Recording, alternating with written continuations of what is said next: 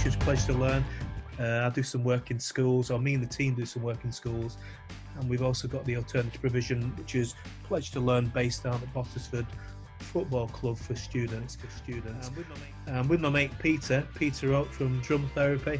But we've had a laugh this morning just looking at how to use social media and different platforms to communicate. We've been trying out the drums as well. So Pete, tell us a little bit about how it's gone for you. And it shows my technical deficiencies and my inability to actually work with computers. Maybe it's my age. Time Out Drum Therapy. We've been going for about 7 years now. We're working really from a psychological perspective, a behavioural perspective, with all sorts of guys, both younger and older, who have problems with emotional distress and behaviour that challenges.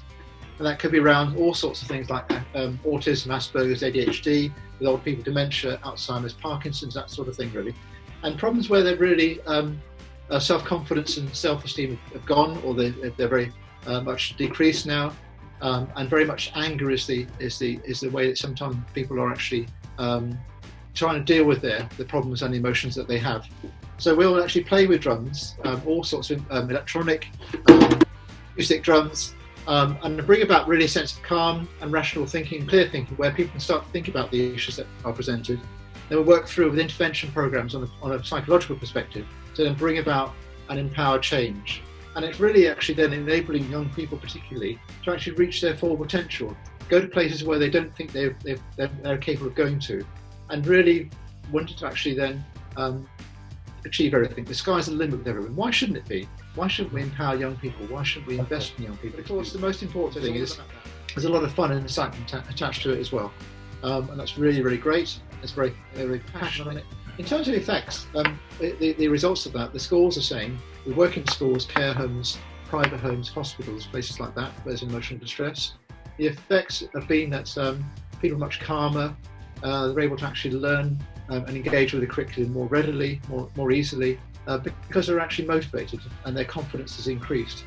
And that's because they've achieved lots of things through drum therapy in terms of actually the realisation of their confidence and how they feel. And they can start to think, well, actually, I can do this. I want to do this. I'm able to do this. How can I do this instead of I can't, or I won't, or I failed? It's not about that anymore. It's now moving on to a positive way of thinking, a positive way of behaving. That's all through drum therapy, but also with the help and teamwork of our colleagues in all the places we work with as well. We're now thinking about remote working, of course. We're looking at actually how to remotely deliver the same services we've had before. And we kind of think, actually, Patrick and I, thank you so much, Patrick, for your inspiration in this and helping me. We're going to be able to actually deliver this same work in schools, albeit in a very different way. So thank you very much. And if you want to contact Time Out Drum Therapy and talk about this, the number is 07824 600 813, or email on inquiries at timeoutdrumtherapy.co.uk,